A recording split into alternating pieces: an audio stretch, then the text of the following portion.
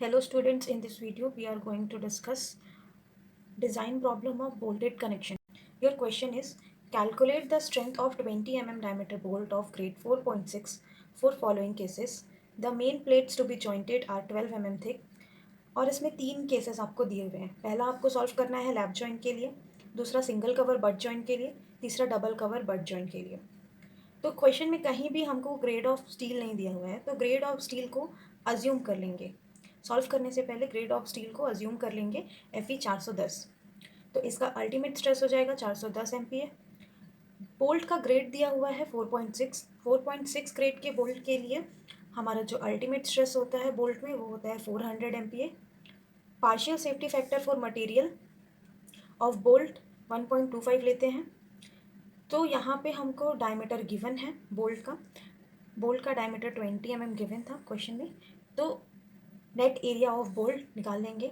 Net area of bolt निकालने के लिए 0.78 टाइम्स एरिया ऑफ शैंक करते हैं.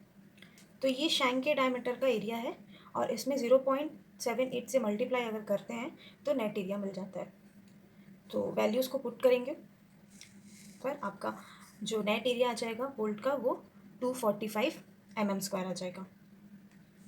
केस 1 स्टार्ट करते हैं. केस 1 हमारा था लैप जॉइंट यहाँ पे बना लेंगे इस तरीके से. आपको मालूम है कि प्लेट का थिकनेस गिवन है 12 mm और बोल्ट का डायमीटर 20 mm था और हमने यहाँ पे नेट एरिया निकाल लिया है वो है 245 mm². तो हमको मालूम है कि यहाँ पे सिंगल शेयरिंग हो रही है, यहाँ पे एक शेयरिंग प्लेन बन रहा है, इसलिए इस केस में क्या होगा सिंगल शेयरिंग.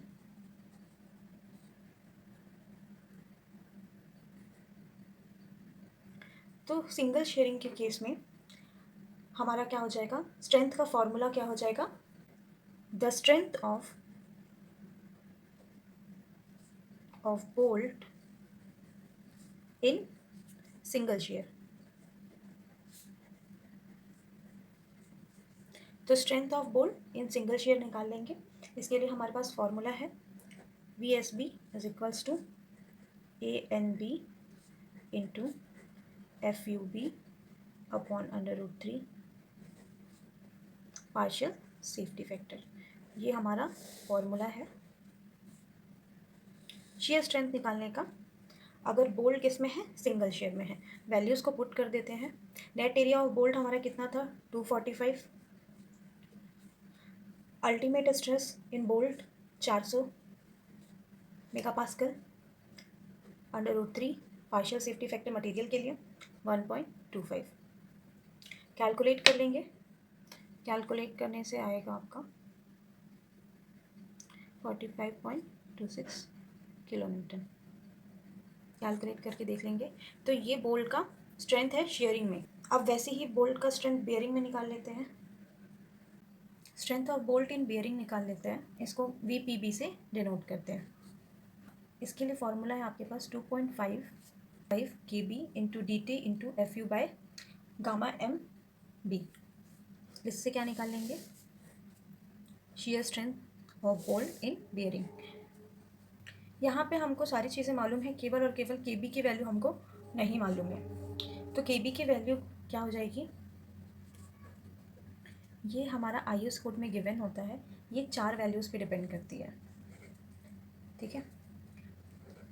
1 इन सभी में से जो लेसर वैल्यू होगी वो आपकी किसकी होगी, KB की वैल्यू. E क्या हो गया हमारा as.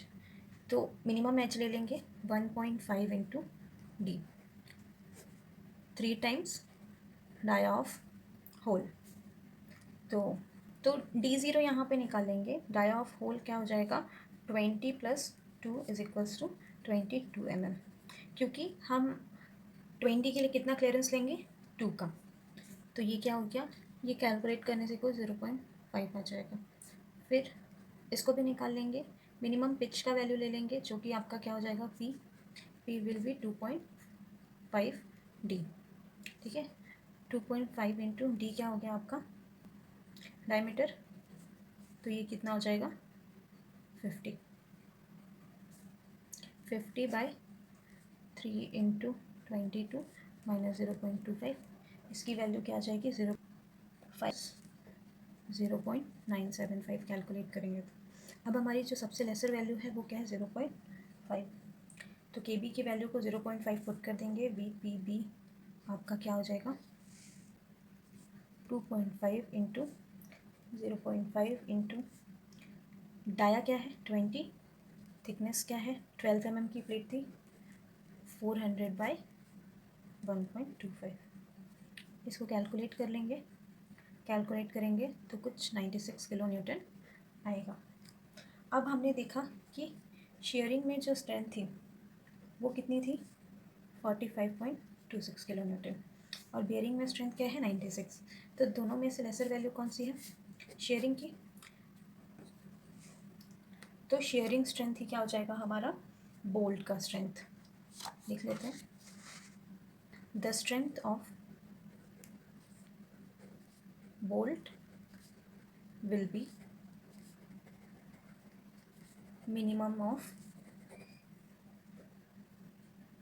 the strength in shear and